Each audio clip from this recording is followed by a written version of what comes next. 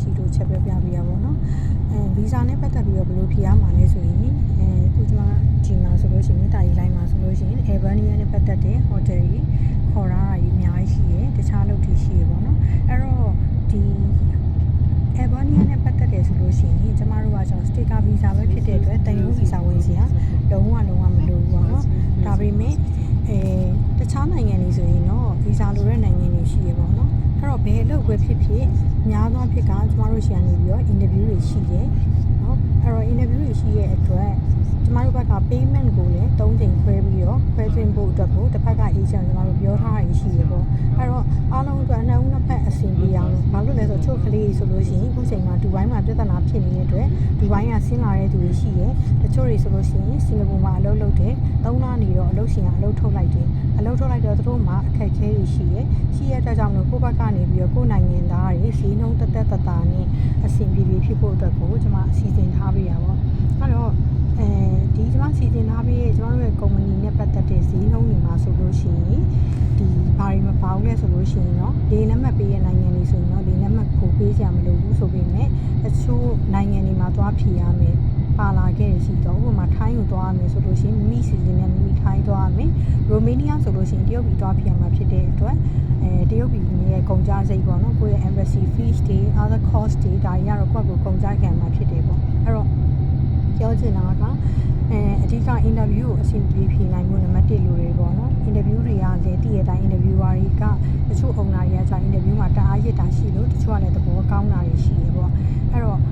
ကျွန်မခု Albania တယောက်အောင်ထားတဲ့အကိုတယောက်ဆိုလို့ရှိရင်သူဆိုလို့ရှိရင်သူကတော်တော်လဲတော်တယ်9နှစ်လောက်လဲလက်ရှိ hotel မှာလဲ experience ရှိတယ်လို့သူဆိုလို့ရှိရင် interview နှစ်ခါမေးခင်ရတယ်ပေါ့ပထမတစ်ခါကျတော့ manager နဲ့မေးပြီးတော့အလုံးနဲ့ပတ်သက်တဲ့ဟာတွေလုံးဝညာလို့မရဘူးပါဒီလားအလုံးနဲ့ပတ်သက်ပြီးတော့ဘယ်လိုမျိုးစားတွေကစတော့အသေးစိတ်ကြီးတာ final ကျတော့မှတထေးနဲ့ interview ပြီးတော့ work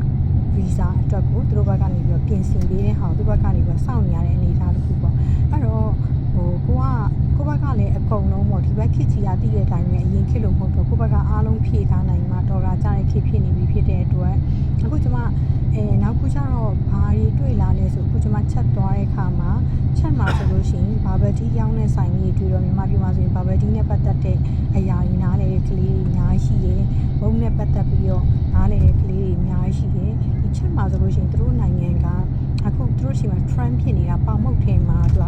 ice cream လိုမျိုးဟာလေးတွေသူကပုံစံလေးနဲ့လုပ်ပြီးရောင်းတာလူတွေတောင်မှတန်းစီပြီးတော့စားရတဲ့အနေအထားတစ်ခုကြီးသူတို့မှာအဲ့ဒီခါလေးက trend ဖြစ်နေပါတော့ဒါမျိုးလေးတော့ကိုလူငယ်အနေနဲ့လေ့လာဘလို့ရာမျိုးကိုအတွက်က trend ဖြစ်နေလဲဘလို့ရာမျိုးအလုပ်ကလုပ်လို့ရတယ်လေပေါ့အရင်ခေတ်ကဆိုလို့ရှိရင်လူကြီးတွေကျမတို့ရဲ့လောင်ကိုကအဖေသူတို့ရဲ့ဖိုးတွေခေတ်တော့အလုပ်တစ်ခုရဖို့အတွက်ကိုတရားတစ်ခုလည်းလေ့လာလို့ရပြီနဲ့အခုနောက်ပိုင်းခေတ်တွေကဘာဖြစ်လာလဲဆိုတော့ကိုကဘတ်စုံတစ်ခုတည်းနဲ့မရတော့ဘာပေါင်းစွာနေပြီးလေ့လာမယ်အနေအထားကြီးဖြစ်နေပြီဆိုတော့ကိုဘက်ကကိုဖြည့်ထားတာကောင်းတယ် in case တော့ဒီအလုပ်တစ်ခုကမပြောကောင်းမဆိုကောင်းပြုတ်သွားခဲ့ပြီးရှိတော့နောက်လုပ်တစ်ခုကိုက join နိုင်ဖို့အတွက်ကအလုပ် experience တွေရှိထားရဲဆိုလို့ရှိရင်ကိုယ့်အတွက်ကအများဆုံးအဆင်ပြေရပေါ့အဲ့တော့ခုလက်တော့ launch မှာပိုင်းတွေ့လာလဲဆိုရင်မြန်မာចောင်းသားတွေလုပ်နေကြ waiter waitress တွေကျမနဲ့ခုနကကျမစားခဲ့တဲ့ဆိုင်မှာဆိုရင် Bangladesh ကောင်လေးတွေအိန္ဒိယကောင်လေးတွေရှိရဲသူတို့ចောင်းတက်နေနဲ့part time လုပ်ကြရပေါ့နော်တချို့တွေကြတော့လေ hotel မှာမဟုတ်ဘဲနဲ့စက်ရုံတွေမှာလုပ်ကြတဲ့သူတွေရှိရပေါ့ logistic ပိုင်းတွေရှိရနောက်ပြီးတော့ software engineer ပိုင်းဆိုင်ရာတွေကွန်ပျူတာနဲ့ပတ်သက်တဲ့အလုပ်တွေရှိရပေါ့အဲ့တော့ပြောရမယ်ဆိုလို့ရှိရင်ကိုယ့်ဘက်ကဘာမဆိုဖြည့်ထားရဲဆိုလို့ရှိရင်တော့ကိုယ့်အတွက်ကအလုံးနဲ့ပတ်သက်ပြီးတော့ဘလုံးမအောင်ကြောက်စရာမလိုဘူး interview ဖြေတဲ့အခါမှာလည်းကိုက interview experience ရှိနေတဲ့အတွက် interview ကဘာပဲမေးပြောရမယ်ဆိုရင်ဒီခေတ်ကြီးစကားနဲ့ပြောရမယ်ဆိုရင်ဘာလာထောင်းနိုင်နေဆိုတဲ့အနေအထားတစ်ခုအဲ့လိုမျိုးပေါ့ဖြစ်နေရမယ်အနေအထားတစ်ခုပေါ့နော်အဲ့တော့ကိုယ့်ဘက်ကအားလုံးကိုဖြည့်ထားဗတ်စုံပြင်ဆင်ထားမယ်ဆိုလို့ရှိရင်ကိုယ့်အတွက်ကအလုပ်တိုင်းအတွက်ကိုပူစရာမလိုပြီးတော့နောက်ကကျတော့ယူရိုမှာတော့အသက်ကကန့်သက်ထားတာအသက်45နှစ်တချို့လုပ်တွေဆိုလို့ရှိရင်မြန်မာရဲ့ရုံးယူတဲ့အတွက်အသက်50လောက်ထိအောင်မှသူတို့လက်ခံပေးရရှင် at least ကတော့သူတို့ပြောတော့45 to 48ပေါ့နော်ကျွန်မဒီမှာဒီ chat မှာကျွန်မ business partner တယောက်နဲ့ကျွန်မတို့ဒီနေ့စကားပြောကြရင်းနဲ့သူတို့ပြောတယ်သူတို့မြန်မာတွေသဘောကျတယ်မြန်မာတွေရဲ့ hard working ဖြစ်တယ်ဆိုတော့အဲ့စကားကြားတာတခုတော့ဝင်းတာပေါ့မြန်မာနိုင်ငံရေးခြေအနေတွေလည်းသူတို့မေးတယ်အဲ့တော့ ပြောချင်တာကိုဘက်ကနေပြီးတော့ကိုအားလုံးဖြည့်ထားစူးစမ်းထားမယ်ဆိုလို့ရှိရင်တော့အရာရာအားလုံးကအဆင်ပြေမှာပဲပြီးတော့ကိုကဘယ်ဘာသာပဲဖြစ်ဖြစ်စိတ်ကောင်းကောင်းထားပြီးလို့ရှိရင်ကိုကတစ်ဖက်သားကိုဘက်ကလည်းမေတ္တာပို့ပေးတာကိုသွားမဲ့နိုင်ငံကိုမေတ္တာပို့ပေးတာဒီသက်ဆိုင်ရာဘာသာရေးရဲ့ဒီကျမတို့မြန်မာတွေဆိုလို့ရှိရင်များသောအားဖြင့်မဟာသမယတုတ်တူပါလို့ရွတ်တယ်လို့ပေါ့နော်သူတို့ကိုယ့်ရဲ့သက်ဆိုင်ရာကိုကခရစ်ယာန်ပဲဖြစ်ဖြစ်ကိုကဘာသာပဲဖြစ်ဖြစ်ကိုလှုပ်ထားမယ်ဆိုလို့ရှိရင်အရာရာကိုယ့်အတွက်ကအဆင်ပြေမှာချိန်တည်တယ်အဲ့တော့ကိုယ့်ဘက်ကဒီငါတို့ကတော့ဘာဖြစ်လို့ညာဖြစ်လို့ဆိုပြီးတော့စိတ်တက်ကြီးကြနေကြအကြောင်းကိုလုံးဝမရှိဘူးကိုဒီဖြစ်ကိုဖြစ်ရမယ်ဆိုတဲ့စိတ်တစ်ခုနဲ့တော့ယုံကြည်ရလမ်းကိုရောက်မှာအမှန်ပဲအဲ့တော့အမကတော့အားလုံးအားပေးတယ်ကိုရီမြန်မာတွေပေါ့နော်ယူရိုပတင်မကနယူးဇီလန်တို့တခြားဘယ်နိုင်ငံမှာပဲဖြစ်နေရောက်နေတဲ့ကိုရီမြန်မာတွေကိုတွေ့လို့ရှိရင်ကိုယ်နိုင်ငံလူမျိုးတွေကိုပို့ပြီးတော့အောင်မြင်စေခြင်းနဲ့ဖိလစ်ပိုင်တို့ထိုင်းတို့တခြားသောနိုင်ငံတွေကသူတို့လူမျိုးတွေသူတို့တအားဆွဲခေါ်တာဒီလားတယောက်ရောက်ပြီဆိုလို့ရှိရင်နောက်တို့သူတို့တအားဆွဲခေါ်တယ်အဲ့ဒီစိတ်ဓာတ်လေးကိုလည်းကျမတို့လူမျိုးတွေအတူယူတင်တယ်ဘာလို့လဲဆိုတော့ကျမတို့မြန်မာအများစုကတယောက်ရောက်ပြီဆိုလို့ရှိရင်သူကတိတ်ပြီးတော့တိတ်နောက်လို့ဆွဲခေါ်ခြင်းနဲ့စိတ်မရှိကြအောင်အဲ့ပြဿနာရှိတယ်အဲ့တော့ကိုယ့်အတွက်ပြောလို့လည်းမသိသူများအတွက်ပြောလို့လည်းမသိတာပြောချင်တာကကြတော့ဘာလဲဆိုတော့ကိုယ့်နိုင်ငံကို image ကိုပို့ပြီးတော့တိုးတက်စေချင်တာနော်မြန်မာဆိုလို့ရှိရင်အများစုမသိကြသေးဘူးအဲ့အတွက်မြန်မာတွေထိုးပေါက်စီခြင်းနဲ့ရောက်စီခြင်းနဲ့နောက်ခုယူရိုကကောင်းကျိုးတစ်ခုကကြတော့ကိုဒီမှာရောက်သွားပြီလို့နောက်နေထိုင်ခွင့်ပါမေးပါညာလျှောက်တယ်ဆိုလို့ရှိရင်မိသားစုလည်းခေါ်လို့ရတယ်ဘာလို့လဲဆိုတော့ချို့ပြောလိုက်စကားတစ်ခုရှိလို့ဒီလောက်လားစာပဲလားဆိုတာဒီလောက်လားစာကိုကြည့်ပါနဲ့ဒီလောက်လားစာရင်နောက်မှာ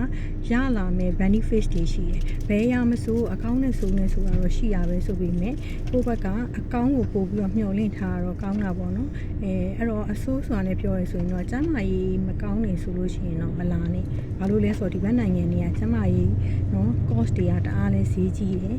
အာမခံနေပါလိဒီရှိရဲဆိုပေမဲ့တကူဖျားနေနာရဲဆိုလို့ရှိရင်တော့ကိုယ်နိုင်ငံကိုဆေးယူလာပြီးတော့ဆေးဝယ်တောက်ပါတဲ့အနေအထားမျိုးဖြစ်တာဘလောက်ပဲ insurance ရှိအဲ့ဒီဟာလေးစိတ်တော့ကရောက်မယ်နော်ကိုကတချို့နိုင်ငံတွေဆိုရင်မြန်မာနေတဲ့အတွက်လုံးဝဖြစ်တဲ့ခံစားချက်တွေရှိမယ်အဲ့လိုအချက်လက်တွေရောရှိတယ်အဲ့အလုံးနဲ့ပတ်သက်တဲ့ဆိုရင် interview မှာဆိုလို့ရှိရင်သူတို့ကမေးတယ်ဆိုတာဘာမှခက်ခဲကြီးမရှိပါဘူးအင်တာဗျူးမှာသူတို့ကလုံနိုင်လားနေရဘယ် agent နဲ့အလုပ်လျှောက်တာလဲနောက်ပြီးလို့ရှိရင်ညီတို့ကဒီနိုင်ငံမှာ contract ချုပ်ပြီးရဆိုလို့ရှိရင်ညီတို့ဘက်ကပြန်มาလားဆိုရယ်ဒီလောက်ပဲမေးခွန်းနေအရင် heavy မေးခွန်းနေသူတို့မမေးဘူးဒီလားအထူးကြောင့်ကိုယ့်ဘက်ကမကြောက်မလန့်အေးအေးဆေးဆေးနဲ့တန်ရုံဖြေနိုင်ခဲ့ဖို့ပဲဘာကြောင့်လဲဆိုတော့ကိုဒီ work visa စထားပြီးနော်အဲ့ခါကိုယ့်အတွက်က 80% ကကိုယ့်အတွက်အောင်ပြီးသားကွာနော်အဲ့တော့ဘာလို့လဲဆိုတော့တထေးကိုယ်တိုင်လည်းသူတို့ရဲ့နိုင်ငံသက်ဆိုင်ရာ immigration ဆောင်ရွက်စာနဲ့နေရှိအနေနဲ့ပတ်သက်တဲ့ lawyer နဲ့ပတ်သက်တဲ့ကိစ္စတွေအကုန်လုံးလုပ်ပြီးသားကိုယ့်ဘက်ကတန်ရုံဖြေတဲ့အခါမှာအောင်ကို 20% ထိကိုယ့်ဘက်ကရိုးစားရမှာဖြစ်ပါတယ်အဲ့လိုမျိုးရှိရပေါ့နော်အဲ့တော့ဘာမှစိတ်တက်မကြနဲ့အားလုံး fighting နော်အားလုံးကကိုရီးယားလူငယ်တွေပဲလူပဲအသက်ရှင်နေသူစူးစမ်းပိုင်ခွင့်ရှိတယ်အမားတို့လည်းဟိုးရင်တော့အမားတို့ခေတ္တဆိုလို့ရှိရင်ဒီလိုမျိုးမဟုတ်ဘူးနော်အဲ့တော့စူးစမ်းလာခဲ့ရတာကြီးပဲအမားတို့ဆိုလို့ရှိရင်တနေရာသွားဖို့လဲအမားတို့ရထားစီရလဲရှိကားစီရလဲရှိဒီမှာဆိုအမားတို့ကားစီလာတာနော်အဲ့တော့အမားဆိုလို့ရှိရင်အားလုံးကကိုယ့်အနေကိုယ်ပဲကို survival လုပ်ရတာပဲအဓိကစိတ်တက်မကြဘူးနဲ့ survival skill ရှိဖို့ပဲလိုတယ်အဲ့တော့နောက်တစ်ချိန်မှာနောက်ခေတ်တစ်ခေတ်ရောက်လာတဲ့အခါကျရင်အဲ့ချိန်မှာတို့လည်းရှိချင်မှရှိတော့မယ်နော်ကိုယ်နိုင်ငံကလူမျိုးတွေအများကြီးသူများနိုင်ငံမှာတိုးပွားနေပြီးတော့အောင်မြင်နေတာတွေဆွဲခေါ်နေတာတွေမြင်ချင်တယ်ပေါ့နော်အဲ့ဒီအတွက်ကြောင့်မို့လို့အမက